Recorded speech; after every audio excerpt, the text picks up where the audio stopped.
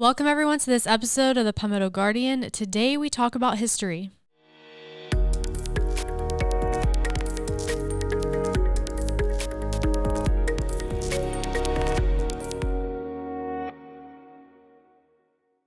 Welcome everyone, I'm Sergeant Chelsea Baker. I'm Sergeant Tim Andrews.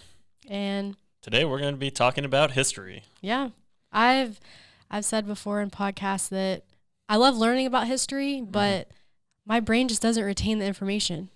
No, I know it's different for you because you kind of like history. I like history depending on like what the subject matter is and if it piques my interest. But we had some folks on here today who put some information out for their upcoming event for the Battle of the Bulge at the South Carolina Military Museum. Yeah. So they've been doing a lot of great work. They had a really cool event a couple months ago for D-Day, and they had a really good turnout. The exhibit area downstairs, I've seen them convert it into so many different things, and they've used it for all different kinds of things. I've heard them convert it. I know. We have to battle with them sometimes about being quiet while we're trying to shoot, and they're pretty good about it. It's a give or take. Yeah, exactly. We got to schedule around our work schedules, but they've been super helpful with us being up here and sharing their space as well as trying to get their work done because, I mean, they've been putting in a lot of hours trying to get downstairs ready for their new exhibit, which, like I said, it's it's going to be amazing. So yeah, it looks like something out of like a theater play or something. Well, just the setup, the lighting, it looks really cool. Yeah, so we're going to go over to them coming in and talking more about the Battle of the Bulge and what the exhibit will be about and see what else they have to say. Awesome. So today we have John Freemen. He is the weapons curator for the South Carolina Military Museum. And we also have Heather McPherson, and she's the curator of history for the South Carolina Military Museum. So welcome for both of you to be here today, even though I see you every single day. Yeah, welcome back. Some of us have been here before. So. Yes, and welcome back. This is your second time on the podcast. It is. You were our lucky number 2 episode. So was that last year? No. Is this year? Yeah. Oh. We haven't even been doing the podcast for a year yet. Time flies when I you know. get busy. I forget. And when you're having fun, right? Time flies when you're getting busy. I forget. So I know that I'm going to start with you, Heather, since you haven't been on yet. Could you kind of explain a little bit about what you do as a curator of history for the museum? My basic job is to kind of tell about the soldier stories and the unit history. So I like getting really into like letters and paperwork that came with the soldier and really getting to know their story. So kind of putting a story with the face that we have here in the Military Museum. And John kind of deals with the weapons and everything that goes bang. Yeah, but I like everything mechanical. So I'm technically weapons curator, but if it's technology like tanks, helicopters, jets. Just anything that has to do with it. Yeah. And I like uniforms and stories and stuff like that. Yeah.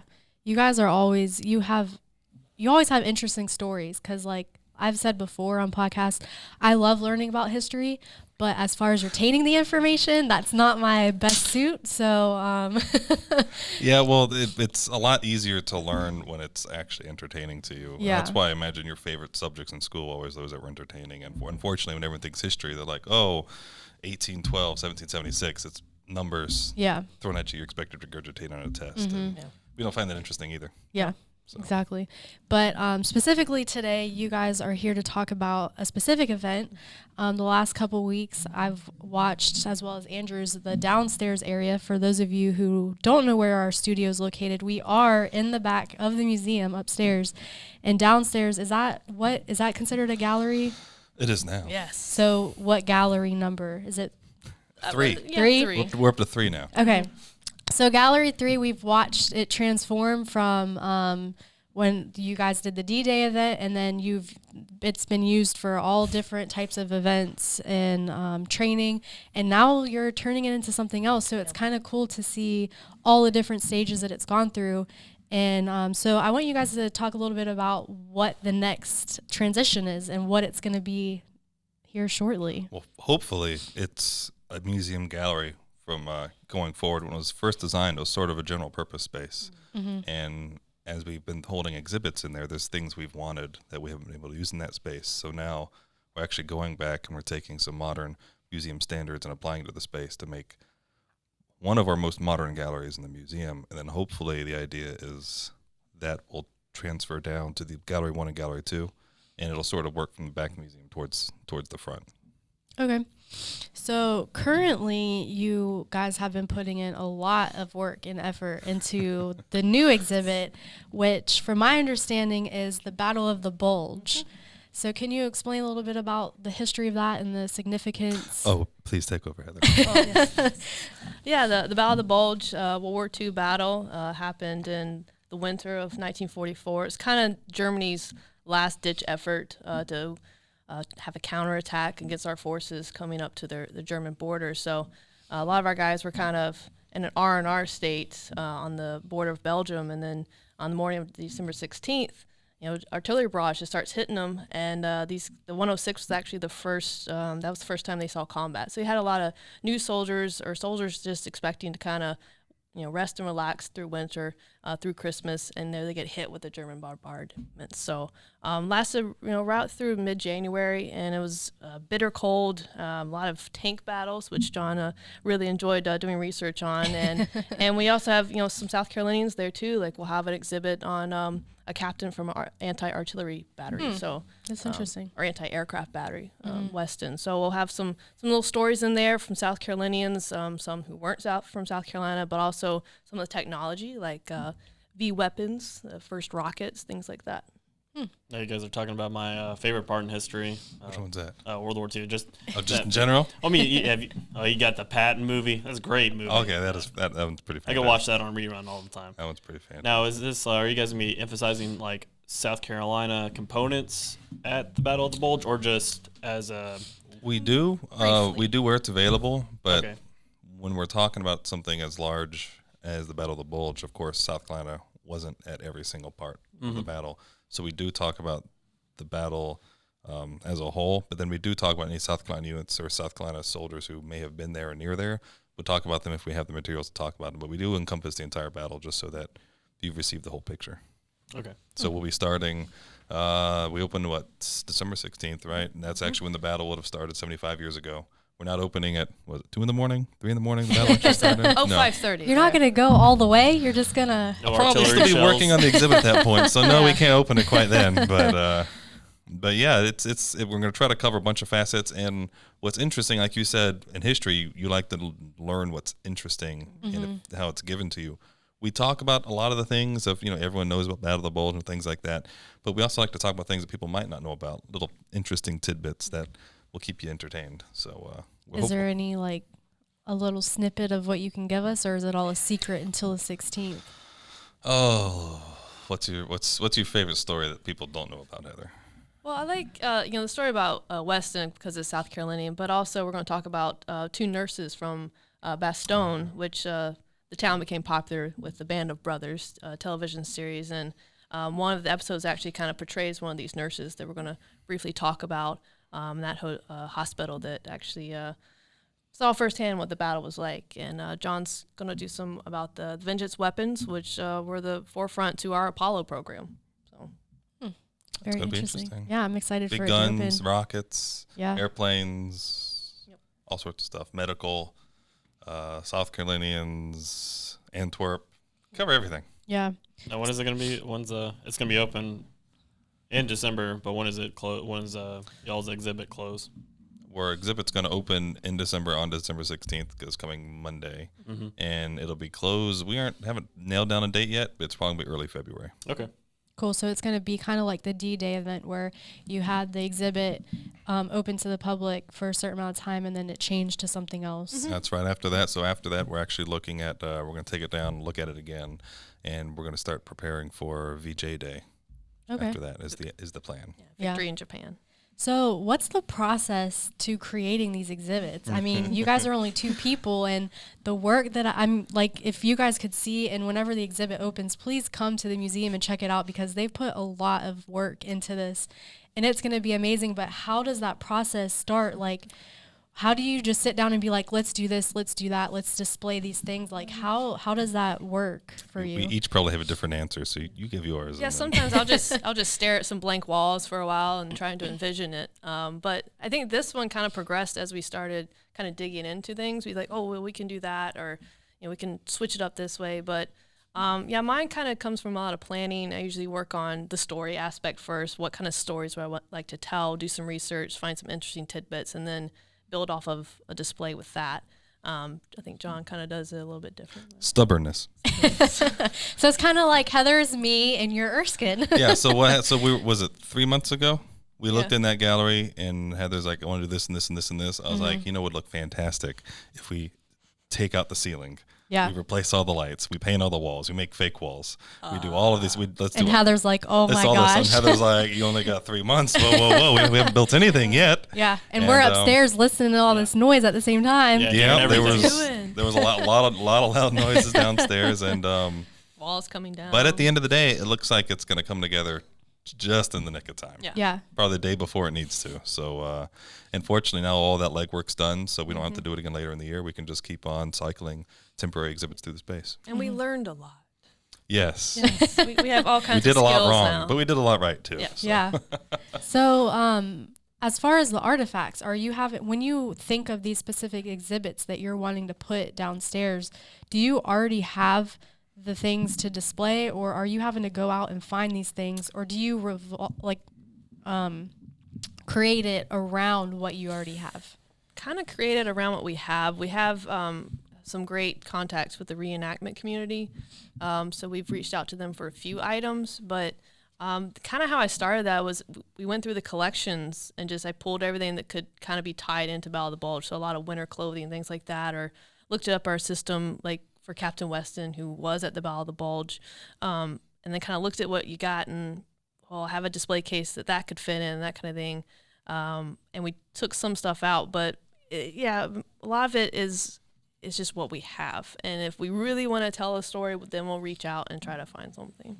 Awesome. Now, how does the museum in general, how do you guys acquire it? Now, I was listening to one of your coworkers explain that, you guys don't own the equipment. You guys didn't buy all those weapons up and no. all that. You guys just hold. It's like a holding. Well, it is ours, but most of them are just donations. Okay, donations. Okay. Yeah, and so if there's something we really need, like if this event was coming up and there was an item that we really thought would make the whole exhibit just come together, then we would find some way to either fundraise for it or try to do something like that to find that item. Mm-hmm. Fortunately, with this event, we feel like we had plenty of material that we could actually tell the entire story we wanted to tell, just with what we have in-house. Now, if we don't, then we could reach out to other museums for loans, private collectors for loans, and we have a decent amount of things like that in the museum.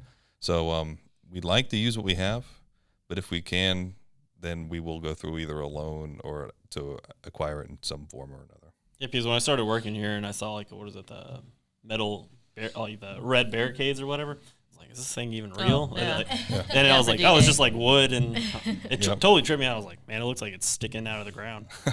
Yeah, our volunteers did great on those. And, even things like Captain Weston, we had a story about him. That was pretty much it. Mm-hmm. And then, a couple weeks after D-Day opened, his son comes by. He's like, yeah, I got all this stuff too. And I'm like, well, that's great because we're about to do Battle of the Bulge. So sometimes we just luck out with things coming in the door as well. Okay. Yeah, that's awesome. So are you guys actually doing an event or is it just the opening of the exhibit? So we're doing both. Unfortunately, due to timing, we are doing a Battle of the Bulge event. I don't know if anyone made it to the D-Day event we did in June. It's going to be similar to that, and the event's going to be January 18th in 2020. And it's going to be here at the museum behind the Bluff Road Armory, and it's going to be free, as the last one was as well.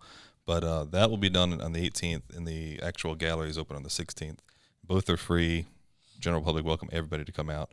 We're going to have reenactors out there for the Battle of the Bulge event on the 18th. We're going to have some speakers come out. We're going to try to have some macro artifacts, like some people bring us maybe some tanks and some vehicles for the public to look at, and hopefully it'll be fun for everybody involved. Yeah, sounds like a lot of fun. I know that I wasn't able to go to the D-Day event, but I heard that it was very successful and that there was a lot of participation. Absolutely. It was really kind of surprising how big it actually got and how many people wanted to help out and take part in it. Mm-hmm. And hopefully we see the same thing coming up in January, and then cross our fingers, maybe we'll do one more next next year, later in the year, and it'll be just as successful to help the community get involved with their own history. So. Yeah, that's awesome. So moving forward, where do you see like the museum going, especially with this gallery that you're continuously changing and trying to tell these different stories? Like, where do you see it going from here? We might take a little breather after this. Yes. Yeah, you guys have done so much vacation. work. Yeah, we have a lot of housekeeping. We have a lot of forms and things we have to do with the artifacts that are currently on display and in storage, and we have just a bunch of stuff that people don't necessarily see. Upgrades to our storage organization, to our storage system, everything like that. But we'd like to hopefully in the long run kind of see some of the ideas that were started downstairs maybe flow back into the front of the museum, like I said earlier.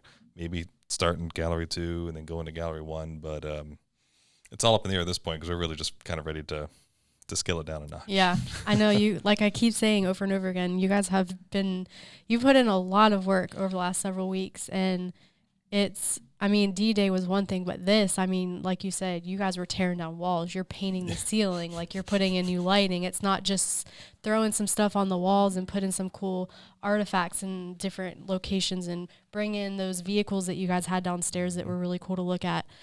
This has been only a really week ago there was still plastic on the walls. Yeah, look kind of yeah, it looked ominous. Yeah, ominous. Especially considering there was also no lights in there at that time. Like something off of Dexter. I know. People walking through the museum and they see like the yellow chain to where they can't go through, and they see you pop. Like every time I go to get my lunch from the break room, they see me pop out, and then they get like this curious look on their face, and I'm like, I hope they don't try to like venture in back there. Oh yeah, we got a lot of heads peeking around the corner. Yeah, what a lot of interesting. Oh, they're working. Oh, hey. Yeah. So hopefully that'll bring them back because absolutely. They have an interest of what's going on. It'll be there, and we'll be there for a couple months. So hopefully people have a chance to come by, and we'll be open late actually on the 16th in case some people want to come by after work, anything like that. So we're hoping some people turn out and hopefully they enjoy it, which is the whole reason we do this, is to help try to educate people in the local community for the public history. Yeah. So for those of you listening or watching, the museum is located behind the Bluff Road Armory off of Bluff Road. It is free admission. They have a lot of cool stuff. I haven't even gone through and seen everything, but you've been here a year? I know. But you see how busy we are? Yeah, I know. I know. But you guys have a lot of cool stuff in the museum. Your volunteers, they're super nice, and they're always willing to stop and talk to you. You guys do tours, correct? Yep, just call ahead and we can place a tour for your group, and would say like a 2 weeks notice is plenty for us. So Okay. Yeah, and it's free as well. We don't charge for those either. And to contact you guys would be either your Facebook. You guys have a website. Facebook website 803-299-4440 is our office number up front. So any of those work fine, or email, and we try to get back as often as we can. So. We'll make sure to put that in the description. Yeah. Yeah. We'll tag your first video that you did with us. Yeah. What was that? Was that for D-Day itself, or was that for the event? I want to say it was for D-Day. Will you win that one? Yeah. That was the second episode we ever did. Wow. Back whenever we had the little table and the shotgun mics. Yes, and the little small chairs. And you guys had to share. You had to share a mic. You had people to mic like it was a straw. Yeah, look, we're evolving, we're growing. Far we've come. I know. You guys have watched us grow, we're watching you grow. Yeah. A little bit slower for us on our end. A little slow for us as well. We actually had a deadline, so yeah, we're kind of just going with the flow of when we can get stuff done. That would have been nice for us. I think just go with the flow and. Oh, well, going with the flow is always nice, but you don't always get to choose what the flow is. Exactly. Fair point. Someone else controls the faucet, unfortunately. Good point. All right. Well, thank you guys so much for stopping in. Again, the exhibit will be open on the 16th for anybody to come in and check it out. And then as well as the event you said was January 18th. And I'm sure that before then we'll have you guys back on the podcast maybe to talk a little bit more about that. And then, again, to remind people that there will be an event going on. Sounds fantastic. Thank you for having us. Thank you. So I'm glad that John and Heather were able to come on today. John has been on the podcast before, so it was nice to have Heather come on because we see her around the museum all the time. And she knows so much about history. I don't know how her brain can contain it all. I just don't understand. Yeah, I'd have to tattoo it under my brain. I couldn't remember all that. Yeah, but like we said earlier, and they said before, the exhibit will be open December 16th for the Battle of the Bulge, and it is starting to like actually come together, because for weeks they were painting walls, they were tearing down walls, then painting them, then pulling out the ceiling and painting. So it's cool to actually see them starting to put all of the artifacts in place, how they envisioned it, and how they went from posting like notes and pictures on the wall to actually having something physically there. So it's kind of cool to see their vision like be created. Yeah, I can't wait to see the final product. Yeah, it's going to be awesome. So, and I like how John was saying that in school, like, people might be interested in history and all that kind of stuff, but when you're required to remember dates and what's happened, like, you lose interest in it, and your brain doesn't want to retain it. And I feel like maybe that's just what my problem was. I like numbers and stuff. Yeah, like, I like learning about it, but don't ask me what year it was or what the date was. Or so I take it you didn't go to college for math. What does math have to do with anything? I was good at math. Remembering numbers and stuff like that? No, math. I was very good at math, because math you can check your work. Yeah, this is, can you remember what happened? Exactly. Yeah. So, yeah, I love learning about it. They'll sit in the office sometimes and just talk about stuff, and it's cool to listen and learn from them without even like trying to learn, if that makes sense. Like, they just sit around and just talk about stuff, and it's like, how do you even know that? Like, where do you even go to find that information? Yeah, I've been fortunate to have whatever history teacher I've ever had. I can't complain about any history teachers I've ever had in school, but they've all, like, they brought in artifacts that either they've dug up, like, bullets from the Civil War, or that were on the side of a hill or something like that. They've always brought in, like, cool artifacts, something to really engage the students. Yeah, and it's weird, because to think of it now, like, I mean, I've been out of school for several years, and to think, like, I wonder what they're even teaching them now, because it's like history has changed, and within a 10-year span, we have new history. So how far back are they still going and teaching and that kind of stuff? And I try to go, I don't even think we made it past, we might have made it to, like, the Korean War, but we didn't get to Iraq War, the Persian Gulf. I think the last thing I can remember in image is, like, the 9/11. Exactly. And, like, for younger kids, they were either like babies or probably not even born. So like, that's the new history that they're learning. And I'm curious to see if they still go as far back as what we learned growing up in school. So I don't know. Yeah. For 20, 30 years from now, it's going to be interesting. It's going to be interesting to see what's going to be in the history books. Yeah. And what they're going to be teaching. Yeah. So for those listening and even watching, make sure you like and subscribe to our channel. We're slowly still inching up. We're almost at 400 subscribers. So I think this morning when I checked, we were at 382. Yeah. So we're trying to hit that 500. I know you guys want to see some blooper videos, because we have some really good stuff that we probably need to start putting together so that when we hit the 500, put it out there, yeah. Yeah, but if there's any topics you want to learn about, leave it in the comments below. If you want to learn something about history, we can have John, Heather, and even our historian, Sergeant Church, come back on and talk about a specific topic that you guys want to learn about, especially if it's something specific to the South Carolina National Guard, because there are resources to help us with that information. So definitely leave comments below if there's anything that you guys want to see or listen to in the future, and we can definitely make that happen. So yeah, are you have anything else, Andrews? Like always, thanks for listening. Yeah. All right. I'm Sergeant Chelsea Baker. I'm Sergeant Tim Andrews. And we'll catch you in the next episode.